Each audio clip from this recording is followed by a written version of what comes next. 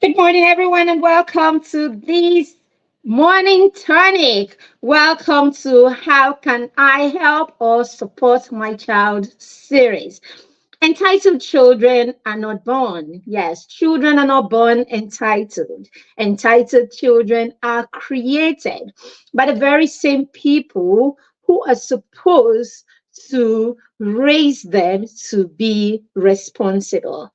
If we are not raising responsible children, then we are going to be raising entitled children. Welcome to the How Can I Help My Child series. My name is Maribeth Chima, and I am the founder of the Parenting Through Mentorship Academy and PTM Resources.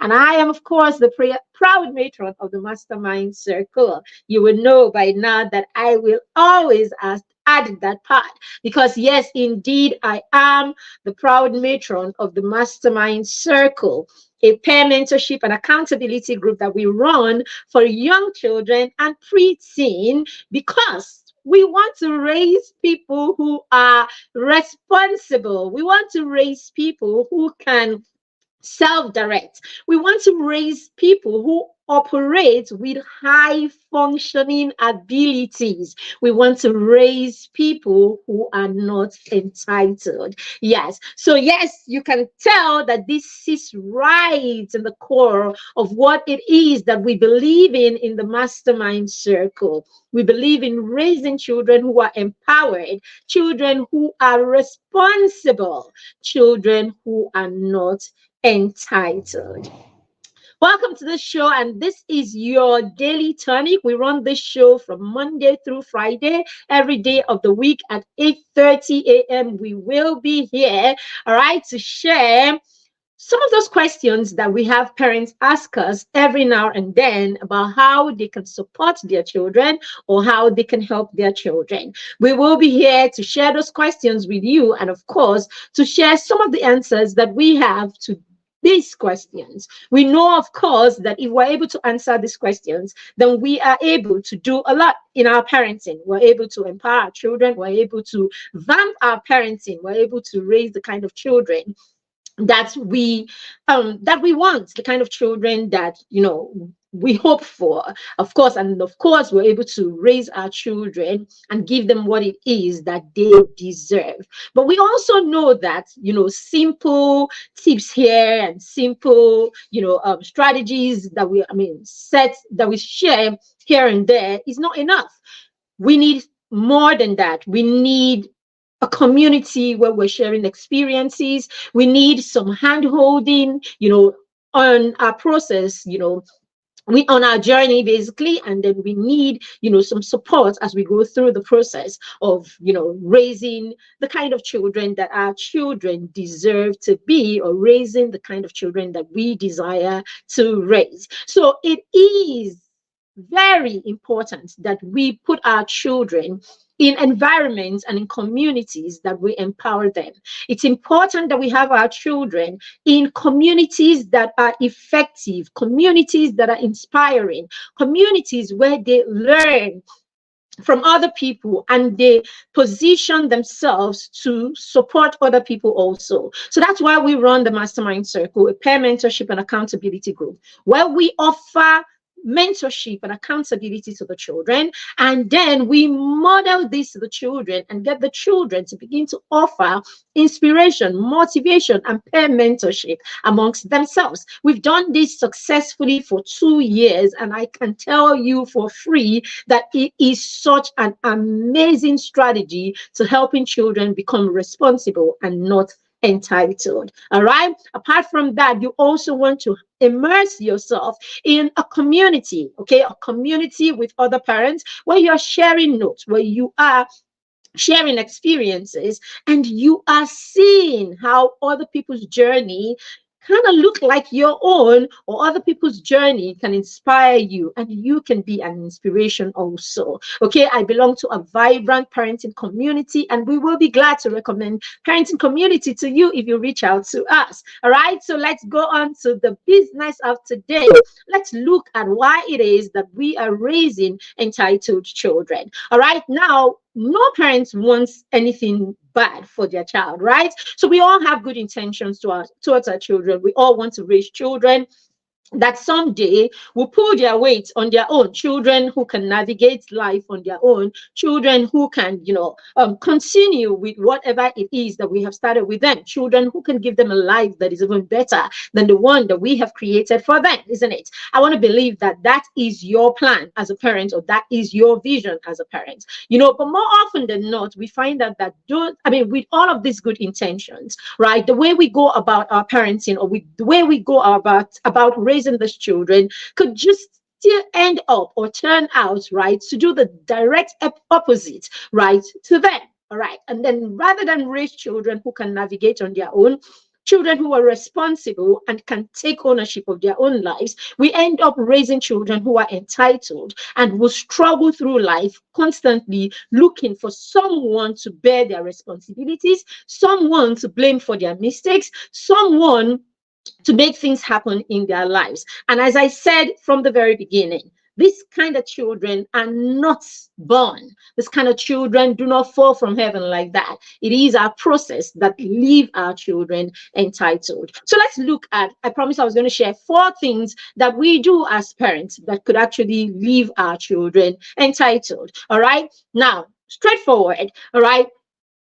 The skills that we have as parents, what we know as parents, and what it is that we embody as parents will definitely be passed down or passed on to our children, whether we like it or not. And one of the ways that we have realized, or we have seen that parents, through which parents end up raising entitled children, is when these parents are not empowered emotionally. So emotionally, you are not empowered, okay? And so because we're not growing in our emotional regulation, in our ability to regulate our emotions, because we're not growing in our ability to express our emotions, because we're not growing in our ability, to create stability in our home as far as emotions are concerned, we end up raising children who are not stable emotionally also, okay? And this, of course, will spiral, right? As they grow older, we begin to see them show behaviors that, wants to receive, behaviors that show that they want to receive emotional support and they do not want to give emotional support to anyone. And that's because we were not able as parents to regulate ourselves, to manage our own emotions in a way that we're able to step this down to our children, for our children to learn emotional regulation and all of that. The brain is a relational organ, and when children are born, they are going to learn how to relate, okay, and how to develop the part of their brains that allow them to regulate their emotions, that allow them to deal with their big emotions, allow them, to live with other people, being able to express how they feel per time, being able to manage, the big emotions that they are dealing with, and all of that. Now, if you are a parent that does not know how to manage your own emotions, you are a parent that is literally, right, still living with your 7-year-old emotion, throwing tantrums at every time you are triggered. That's what it is. So because growing up, a lot of us did not get, we did not get validation, right? Our emotions were not validated. The people who raised us did not know how to pass down this same thing we're talking about, all right? Did not know how to validate our emotions, did not know how to regulate their own emotions, okay? Because of the times they were told that, going all out on your children, right, shouting and screaming and bringing and cursing and doing all of that was how we raise children. Because this is how a lot of us were raised. Basically, we were raised by parents who practically threw tantrums. We were raised by parents who couldn't manage their emotions. We were raised by parents who could not regulate. We were raised by parents who lived for other people to see them and hand them trophies as good parents. And so there were no boundaries as far as emotional escalation was concerned. Because of that, we ended up being people who were not taught how to regulate our emotions also. And so we take this on to our children. So our little children come, and you are angry that the child has soiled the bed, or the child has, made a mess and all of that, and you go all out, at the child, teaching them how to, react when they have certain this kind of situation also in their lives. When they do not understand what other people are doing, they throw a tantrum, because when we don't understand what they are going through, we throw a tantrum. When people go wrong or when people make mistake, you go all out with them, at them with big emotions. And so the children also learn this. When people make mistakes, you don't make excuses for them. You come at them with all those emotions and all of that. Now, when we do this, we raise children who cannot regulate. Of course, when you can't, it's difficult for you to empathize with what other people are going through, with other people's challenges and all of that. So this is why you hear sometimes as a parent, you say, no, I cannot teach my child. I will kill them. We go as well. We use words like that.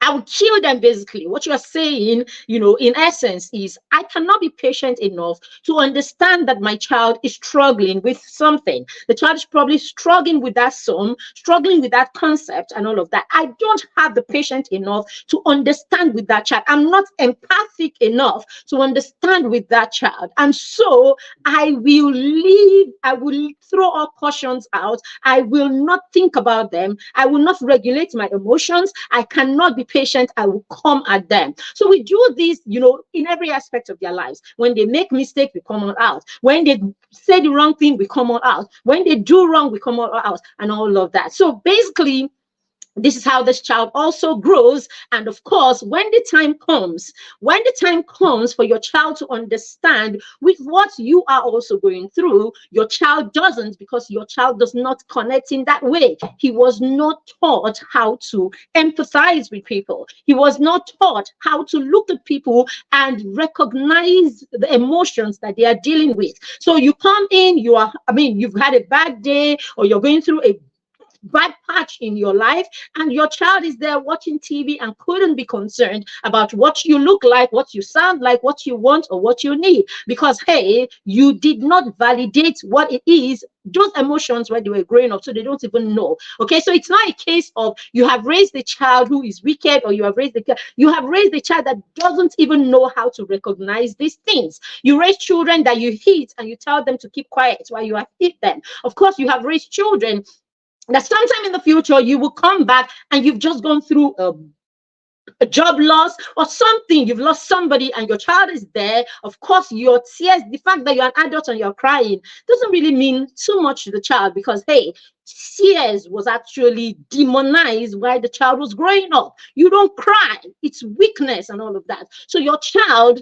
cannot see you do any of those things and it means anything to them. And when entitlement, when we begin to say children are entitled, it's usually as they grow older and we expect certain emotions shown towards us as their parents. We want them to, recognize that we've done so much for them. We want them to recognize that we've put so much into their lives. We invested into their lives. And so we expect that, okay, they should be emotional to an extent towards us for what it is that we've gone through for them. But we've forgotten that the brain is a relational organ. The strength of that brain, or what it is, that how your child was able to grow emotionally, is as you have taught them or how you have related to them. So if you have raised the child to be cold, you will have a cold child raised. You will have a cold child served to you in their 20s, in their 30s. And so that is why a parent can be ill, and that parent has got 5 children, and it's difficult to find one of them who is able to leave everything and come and be there for the parent, because hey,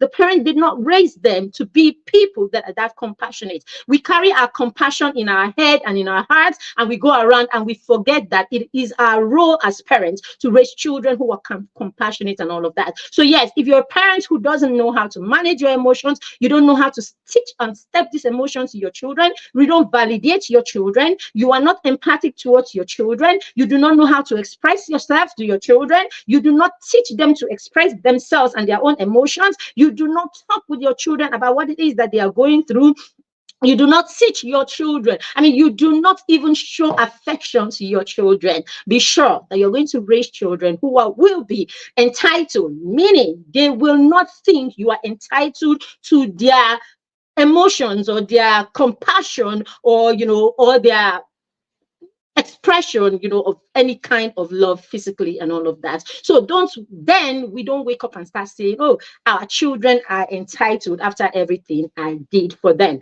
This is how we get them to that place. Number 2, We raise entitled children when we ourselves are entitled. So entitled parents will raise entitled children. Why are we entitled as parents? As a parent, for you to think that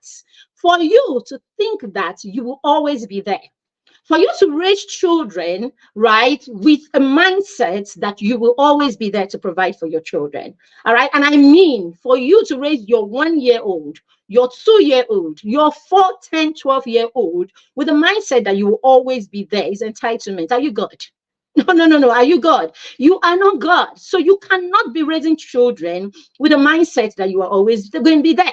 For you to raise children with a mindset that what you have, I mean, the small thing that you have provided for them will always be there is entitlement, right? Because you can control, if at all you can control things to the extent to which you are present. After that, you can't.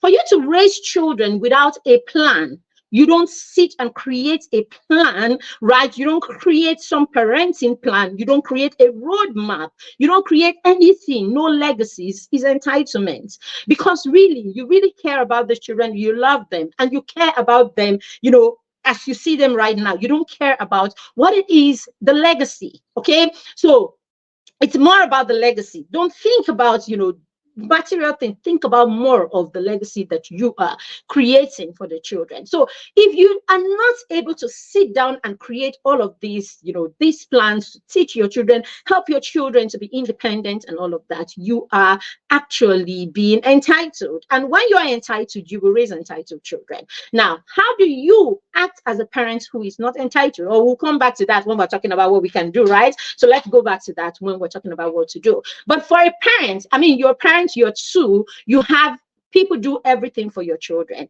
Your 2-year-old eats their food and practically just steps off, from that place and walks away. You're already raising an entitled child. Your 5-year-old cannot take her plate and wash the plate. They eat and they drop it. You're already raising an entitled child. My son told me the other day that he was talking to one of his friends, and his friend told him that he has never done dishes beyond 1 or 2 plates. Like he's never, so they gave him, okay, let me not share. He's not here. He didn't give me permission to share, so I won't share. Anyway, but basically, like his friend was in awe that, you actually would wash pots and wash plates and clean the gas cooker. Like, what's going on here? That kind of thing. And he is 14 going on 15. And so it is strange for a 15-year-old boy that you have to wash or do dishes, beyond 1 plate if you must, So basically, when we raise children like that, we raise children who wake up in the morning and their only task is to give themselves a bath and walk into the car. Raise children who actually would walk into the car, right? And some of the person, in fact, before they walk into the car, someone has packed their stuff, packed their lunch boxes, their play, everything, has stacked them in the car, and all of that. And you're 12, you're 10, even your 8-year-old, I mean, even your 6-year-old walks into the car without lifting a finger.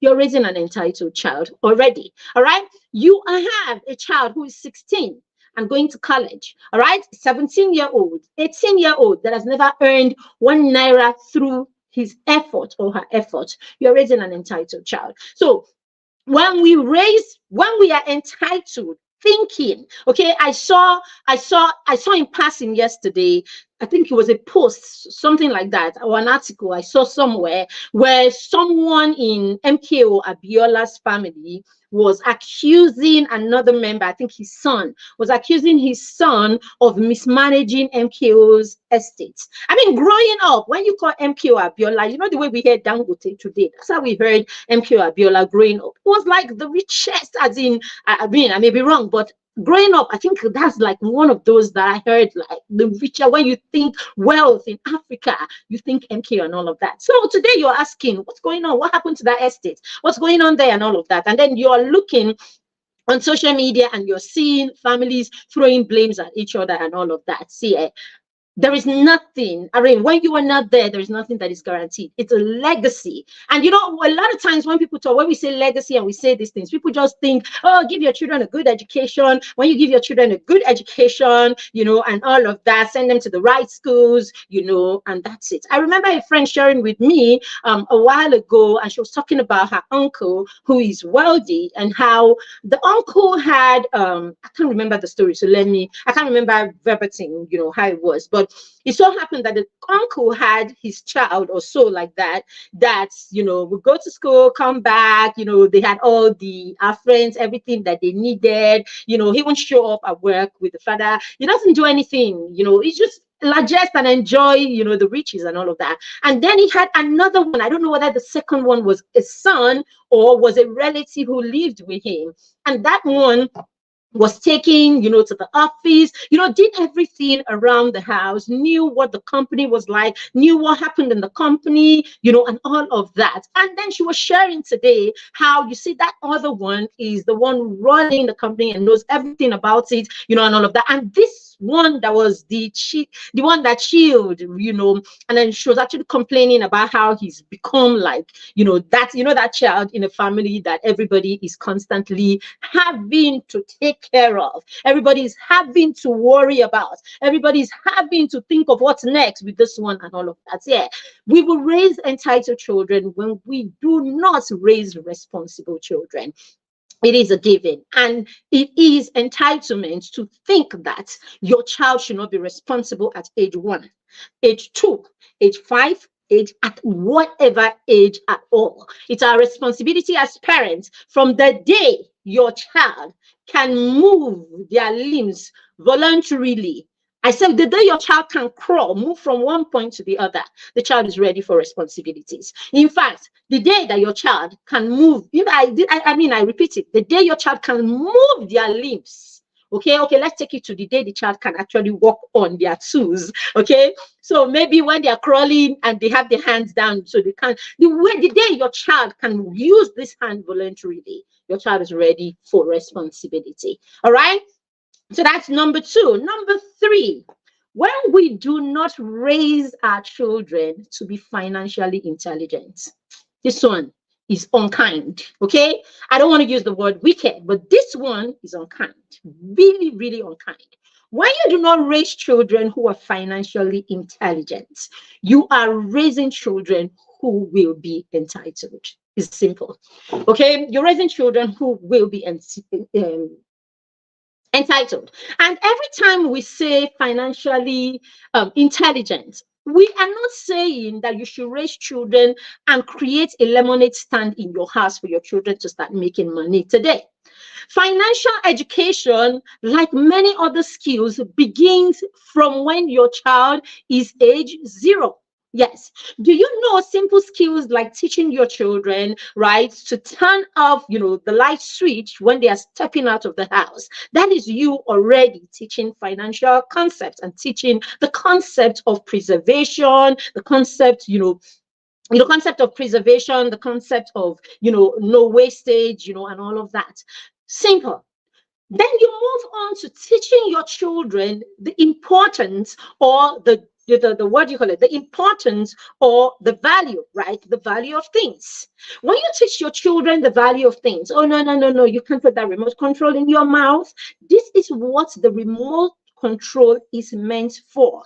When we're able to distinguish what things are meant for, teach children the right way to use the things, and all of that, that's us already teaching them this.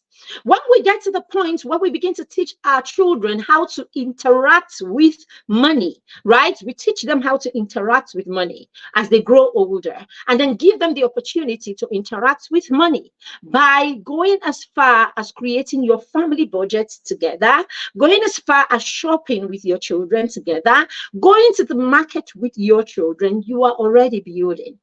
When you teach your children what money truly is, okay, as opposed to what society says that money is, when you help them build an abundance mindset, this is you already teaching your children financial education.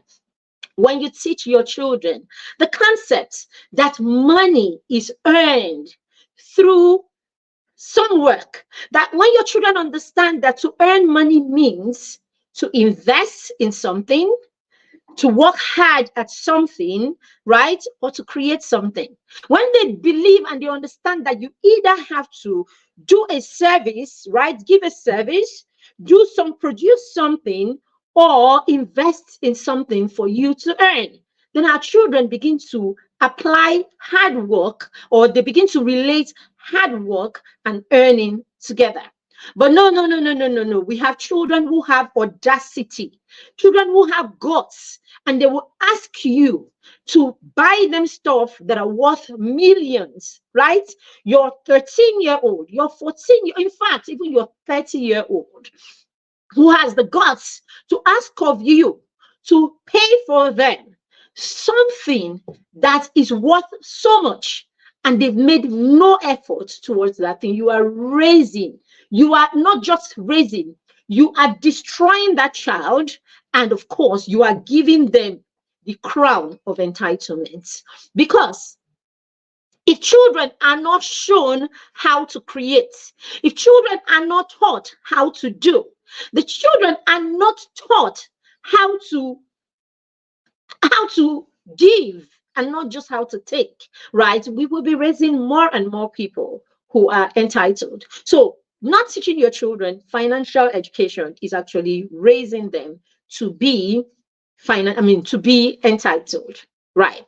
The next one is, when you do not raise children to understand the difference between honor and obedience, when as a parent you do not have the distinction, or you do not understand the difference between honor and obedience, you will raise entitled children. In fact, you will not just raise entitled children, you will raise unkind, wicked children, children who will be wicked to you, the parent. They will be wicked to you. Do you know why?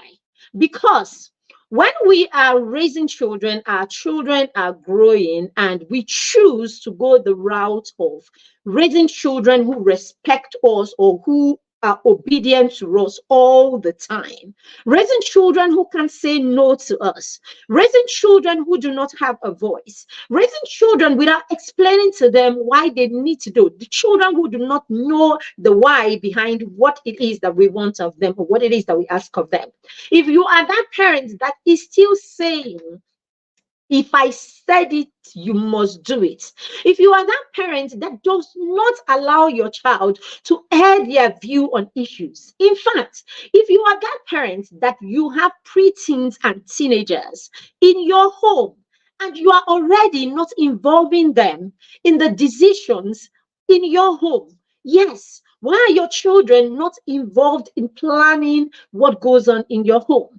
Why are your children not involved? Why do your children not know what you are about in your family? Why are they not involved in your family plans? Why are they not involved in your traveling plans? Why are they not involved in your understanding what is going on? What plan do we have for the holiday? What plan do we have for the year? What plan do we have? Why are your children not sitting down with you and creating systems with you in your home? Why do you not have a system in your home that involves your children, making them feel that they are a part of your home, making them feel that they are a department in the institution that your family is? If you are not raising, you are not including your children in the everyday running of your home, you are not including your children in the things that you do, you are not giving your children the opportunity to share their views on stuff, if you are not taking your children's suggestions on issues, if you are that parent that is always giving instructions, do this, do that, if all that is your relationship with your children is, have you done this, go and do this, because we may not be checking it. You may not be checking these things, parents, but if you stop and you think about it, you might just find out that the relationship that exists between you and your children is good morning, mommy, good morning, daddy. Have you eaten? Have you eaten? How was school? School was fine. Have you done this? Go and do this. Give me this. Thank you. Give me that. Have you done it? Why didn't you do it? You will realize that all that happens between you and your child is instructions. And then for those of us parents, especially, I don't want to even, say mothers or fathers, all of us, okay? For those of us parents who practically take every decisions in our homes, right? Even, there are some mothers, you will close the door, you will lock the door. You are the only one that can do everything. You are the electrician. We say those things. We say those things and we say it, with pride. Oh, the mother wears so many hats. You are the doctor. You are the nurse. You are the teacher. You are the whatever. Sometimes it's because we are so stuck in our ways. We are so we are so perfect in our own eyes. Yeah, we're so perfect in our own eyes, and we don't think anybody else can do it as well as we can. All right, so we remove all of this responsibility to our children. We don't give our children any of these responsibilities. Our children, like your boy, your child, your teenager, will grow in your home and he doesn't even know what it means to lock the door at the end of the day. Like you have a 15-year-old, 18-year-old that has never been responsible, completely for the home.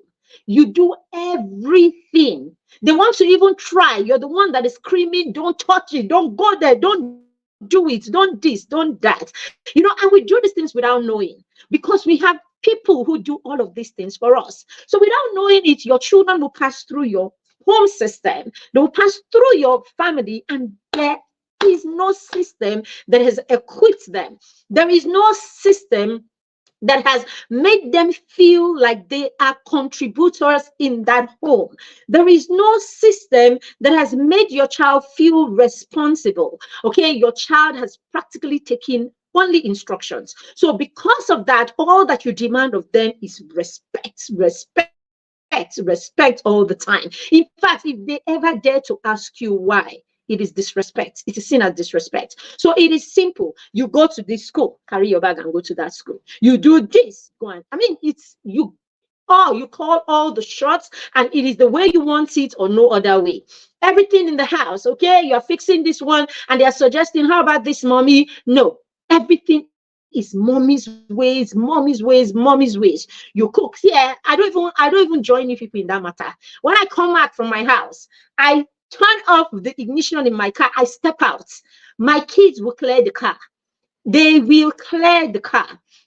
They will know that I need them every day. They will know that I expect, certain things. I expect to be helped every day. I don't lock the doors in the home, right? My son, he's 15, almost 15. He practically does all the locking of doors and everywhere at the end of the day. If there's a generator to turn on, why should I? I have a 14-year-old. He will do all of that. Basically, he knows that we need him. And so when he comes and he says, can we do it differently? All right. When he comes and he suggests that we do it differently, of course, in fact, there are many times we would actually say, what do you think?